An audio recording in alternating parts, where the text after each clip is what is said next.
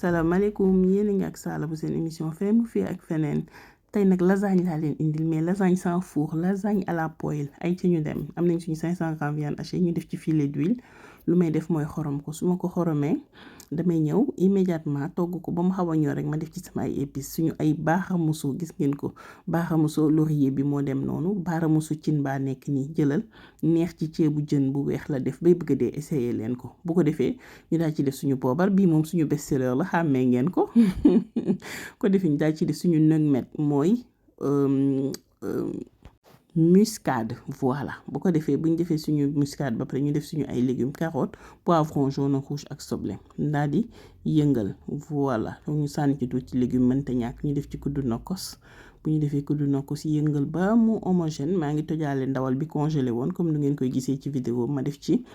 suñu concentré de tomate lokkati buñ ko ci defee dañuy yëngal tamit ba mu homogène gis ngeen togg bi yomb la def lépp ci poêle bi lay xewee bu ko defee lu may def tout simplement mooy ñëw def ci suñu tomate concassée voilà tomate pelée et concassée sànni ko ci daal di yëngel ba mu homogène ma daal di ñëw laal ci ndox gis nga pot bi laa jël layandi ko ndox daal di koy sotti foo ngeen ñulug ko nag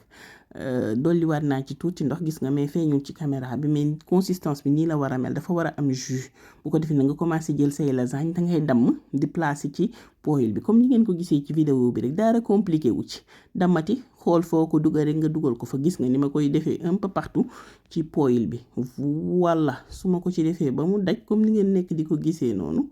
ba mu daj kapp ma daal di koy jël kii bi kudd bi tàccal ko pour mu plonger mën a ñam ci sauce ma wàññi gaz bi def ko feu doux très très doux bu ko defee ma bàyyi nag gis nga ko pàcc yi di ñor